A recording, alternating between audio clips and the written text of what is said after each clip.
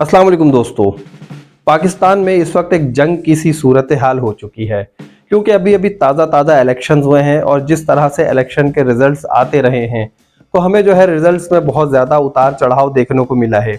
और यहाँ पर हम ये बात नोट कर सकते हैं कि पीटीआई की सीट्स बहुत ज़्यादा थी स्टार्टिंग में, लेकिन पीटीआई की सीट्स पर चढ़ाव से ज़्यादा उतार हमें नज़र आया है। और इसी तरह सिमिलरली हम बात करते हैं पाकिस्तान मुस्लिम लीग नून जो है उसकी, तो उसकी सीट्स जो है बहुत ज़्यादा उसमें इजाफा हुआ है। इसी तरह अगर हम देखें तो पाकिस्तान पीपल्स पार्टी की सीट्स में भी अच्छा खासा इजाफा हुआ और साथ में एमक्यूएम पाकिस्तान की सीट्स में भी बहुत अच्छा इजाफा हो चुका। लेकिन यहाँ पर मैं आपको ये बताता चलूँ कि हुकूमत बनाने की पोजीशन में कोई एक पार्टी भी नहीं है, क्योंकि जो मेजॉरिटी मार्क है उस मार्क तक पहुँचने के लिए हर एक पार्टी को 2 या 3 पार्टी के साथ कोalition की ज़रूरत पेश आ रही है। और इसी चीज़ को देखते हुए पीपल्स पार्टी के सदर ने जाकर मुस्लिम लीग नून से और दीगर पार्टियों से मुशावरत की और हुकूमत बनाने पर गौर किया। लेकिन इसके पीछे क्या क्या राज हैं, आसिफ जरदारी साहब ने क्या बातें की, मुस्लिम लीग नून की तरफ से उन्हें क्या जवाब मिला, और मैं आपको ये भी बताऊंगा कि फाफेन या फैफेन क्या चीज़ है, पीटीआई को इससे क्या फ़ायदा हो सकता है, क्या इमरान खान अपनी हुकूमत अभी भी बनाने की पोजीशन में है या वो अपोजिशन में बैठेंगे, और पाकिस्तान इस वक्त किन किन मसाइल से गुजर रहा है और इन मसाइल से कौन निकाल सकता है या नहीं निकाल सकता है। बहुत सारी हम राज की बातें आपको बताएंगे आज की इस वीडियो में। तो दोस्तों सबसे पहले मैं आपको बता दूं कि इस वक्त जो है कुछ ऐसी सीट्स हैं जो कि मुतनाज़े हैं। लोगों का ये कहना है कि वोट तो हमने इमरान खान को दिया, लेकिन इमरान खान की सीट्स हमें नज़र नहीं आ रही हैं। एक अगर मैं गैर जानिबदाराना बात यहाँ पर करूँ तो वो मैं आपको यही बताऊँगा कि इमरान खान के बारे में लोगों का ये कहना है, अगर आप एक सर्वे करा लें, क्योंकि देखें इस सर्वे की कोई हैसियत नहीं है, हैसियत उसी चीज़ की है जो इलेक्शन कमीशन ने रिपोर्ट पेश की है। तो यहाँ पर अगर हम 100 लोगों को लेते हैं, 100 में से अगर मैं आपको एक रेशो बताऊं, 80 से लेकर 95 के बिटवीन लोग आपको यही बताते हुए नजर आएंगे कि हमने इमरान खान को वोट दिया है। और इमरान खान का भी यही कहना है कि वो 2/3 अक्सरियत से जीत चुके हैं, लेकिन उनको रिजल्ट्स उस तरह से नहीं मिले हैं। इसके बारे में आपको आगे बताऊंगा कि इलेक्शन कमीशन के ऊपर क्या चार्जेस लगाए जाने वाले हैं या क्या कुछ हो सकता है उसके साथ, और कौन सा ऐसा डिपार्टमेंट है जो इलेक्शन कमीशन को इस वक्त चैलेंज करता हुआ नजर आ रहा है। तो जनाब इस वक्त पाकिस्तान में एक मखलूत हुकूमत कायम होने को है। अब हम ये देखते हैं कि ये कौन सी ऐसी पार्टी है जो अपना प्राइम मिनिस्टर लेकर आएगी। इस वक्त पाकिस्तान पीपल्स पार्टी, पाकिस्तान मुस्लिम लीग नून और एमक्यूएम, ये 3 जमातें मिलकर हुकूमत बनाने की पोजीशन में है। अगर पीटीआई चाहे तो वो किसी भी पार्टी के साथ कोalition करके अपनी गवर्नमेंट बना सकती है, लेकिन यहाँ पर पीटीआई के जो चेयरमैन हैं जनाब इमरान खान साहब ने साफ इनकार कर दिया है कि हम 3 पार्टियों के साथ तो कम से कम काम करने पर राजी नहीं है, जिनमें उन्होंने सबसे पहले सर-ए-फहरिस्त बताया कि मुस्लिम लीग नून, पीपल्स पार्टी और एमक्यूएम पाकिस्तान, इन 3 पार्टीज के साथ वो किसी भी तरह का इत्तेहाद नहीं करेंगे। तो यहाँ से इमरान खान की सरकार बनती हुई तो नज़र नहीं आती है। अब मैं आपको बताता हूँ कि आसिफ जरदारी साहब इस्लामाबाद गए, लाहौर गए और जाकर उन्होंने जो है इन तमाम पार्टी से मुलाकात की। इस मुलाकात में उन्होंने नून लीग से कहा कि हम आपके साथ मिलकर हुकूमत बनाना चाहते हैं, आप इस पर राजी हैं। तो नून लीग ने फौरन खुशामदीद कहा, लेकिन इसके ऊपर आसिफ जरदारी साहब ने अपनी कुछ डिमांड रखी। मुस्लिम लीग नून ने कहा कि आपको कौन कौन से मिनिस्ट्रीज चाहिए, आप हमें बता दीजिए। तो आसिफ जरदारी साहब ने कहा कि हमें मिनिस्ट्रीज नहीं चाहिए, आप हमें सिर्फ 3 पोजीशंस दे दीजिए। पहली पोजीशन जो उन्होंने मांगी थी वो मांगी थी सदर पाकिस्तान की। दूसरी पोजीशन जो उन्होंने मांगी थी वो उन्होंने मांगी थी कौमी असेंबली के स्पीकर की। और तीसरी जो उन्होंने पोजीशन मांगी थी उन्होंने वो मांगी थी सेनेट के चेयरमैन की। तो हम ये समझ सकते हैं, जो लोग भी सियासत की थोड़ी सी भी सूझबूझ रखते हैं उन्हें ये बात अच्छी तरह से समझ में आ रही होगी कि ये 3 जो पोजीशंस हैं ये ऐसी पोजीशंस हैं जो किसी भी तरह की कानून साजी की अप्रूवल फाइनल यहीं से होती है। तो इस तरह से पाकिस्तान पीपल्स पार्टी अगर इन 3 सीट्स को लेने में कामयाब हो जाती तो पाकिस्तान में किसी भी तरह की कानून साजी या उसमें रद्दोबदल की जा सकती थी, क्योंकि फाइनल अप्रूवल किसी भी किस्म की अगर कोई देता है तो वो सदर पाकिस्तान होता है। और ये तमाम चीज़ें सेनेट और कौमी असेंबली के थ्रू पास कराई जाती हैं, और जब बिल भेजा जाता है कौमी असेंबली से सेनेट में और सेनेट से फिर वो जाता है सदर पाकिस्तान के पास, तो आखिरी अप्रूवल जो फाइनल होती है वो सदर पाकिस्तान की होती है। जब यहाँ पर सारे ही हेड अपने बिठाए होंगे तो फिर किसी भी कानून में तब्दीली लानी या किसी भी कानून को बनाने में इन्हें कोई दुश्वारी नहीं होती। लेकिन यहाँ पर मैं आपको बता दूं कि पाकिस्तान मुस्लिम लीग नून ने इस बात को रिफ्यूज़ कर दिया और इन्हें ये कहा कि हम आपको ये सीट्स नहीं दे सकते। यहाँ पर आसिफ जरदारी ने कहा ठीक है, कोई मसला नहीं है, हम आपके साथ वजारतों में शामिल नहीं होंगे, लेकिन आपको जो वोट्स चाहिए वजीर आजम बनने के लिए, हम आपको इतनी सपोर्ट देंगे और हम ये वोट्स आपको ही देंगे ताकि आप कहीं वजीर आजम बन सके। अब जनाब बात करते हैं मियां नवाज शरीफ साहब की।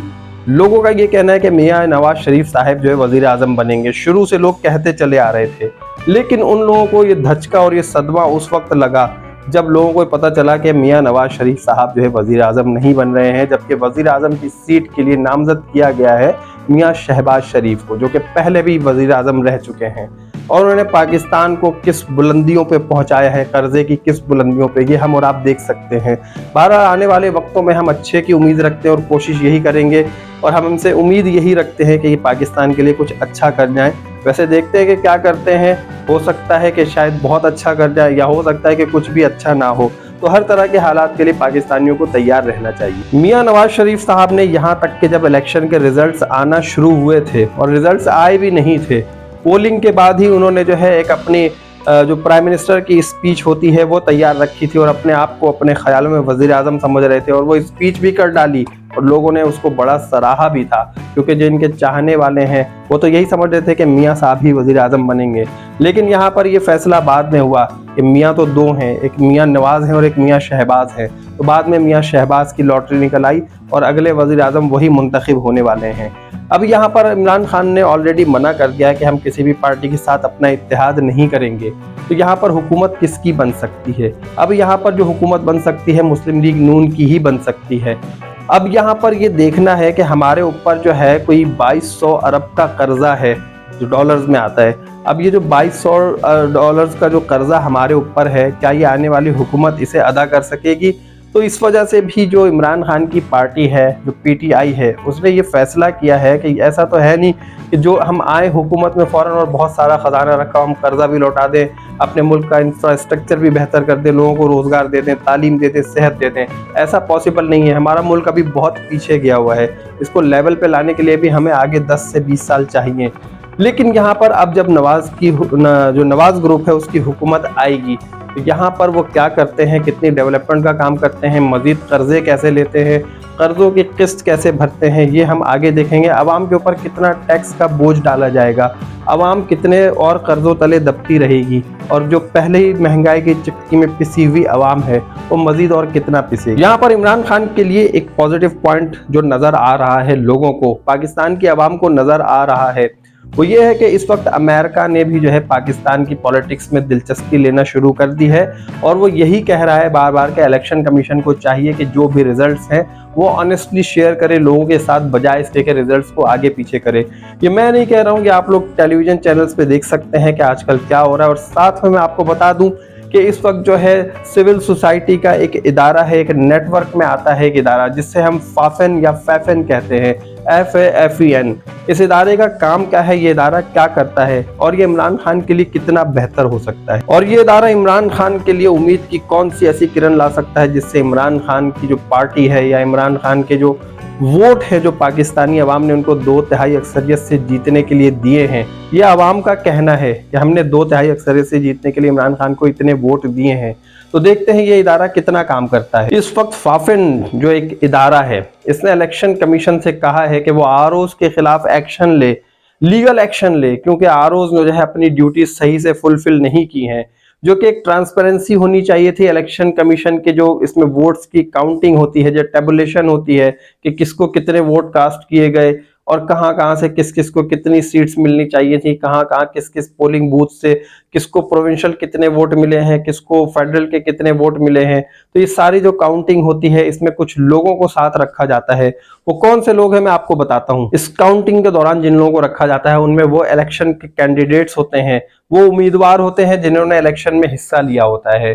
साथ में वो तमाम पोलिंग एजेंट्स होते हैं जो उस वक्त वोटिंग के टाइम पर मौजूद होते हैं, और कैंडिडेट्स के कुछ लोग भी साथ होते हैं जितने उनको बताई जाती है कि आप 2 या 3 लोग अपने साथ रख सकते हैं।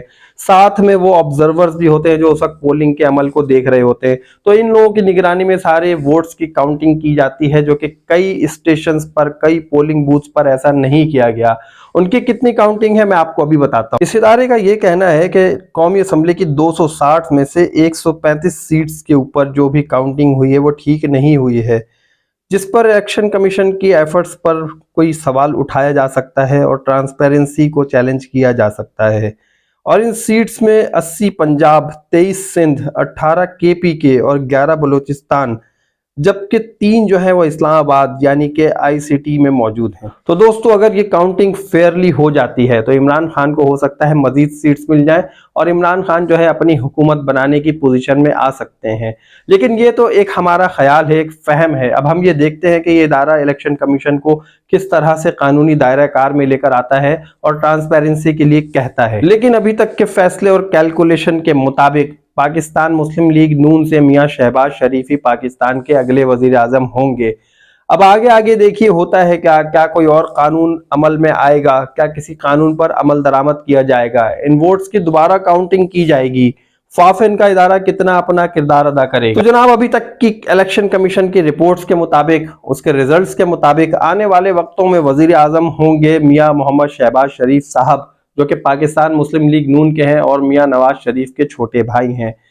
आगे आगे देखिए होता है क्या, क्या जो हमारा ये इदारा है फाफिन, ये कुछ किरदार अदा कर पाएगा, या अमेरिका जो कुछ कह रहा है, या जो हमारे पड़ोसी ममालिक हैं, या जो हमारे दोस्त ममालिक हैं, वो कुछ ऐसा किरदार अदा करेंगे कि इलेक्शन कमीशन से रिक्वेस्ट की जाए कि या इलेक्शन कमीशन अपने नताइज के ऊपर नजर सानी करे। आगे आगे देखिए होता है क्या, ये ऊंट किस करवट बैठता है, क्या हुकूमत जो है वो नवाज लीग ही बनाएगी या इमरान खान अपोजिशन में जाकर बैठ जाएंगे। अब यहाँ पर यह भी सवाल पैदा हो रहा है कि इमरान खान जो है अपोजिशन में बैठेंगे तो अपोजिशन लीडर किसे बनाएंगे। तो जनाब अपोजिशन लीडर्स के लिए बहुत सारे नाम शामिल हैं। बहुत सारे लोग कह रहे हैं कि मरवत साहब को बना दिया जाए, लेकिन यहाँ पर मरवत साहब को अपोजिशन लीडर बनाना बेहतर साबित नहीं होगा। मरवत साहब जो एक एग्रेसिव नेचर के मालिक हैं और इस तरह एग्रेसिव नेचर का मालिक अपोजिशन लीडर नहीं बन सकता।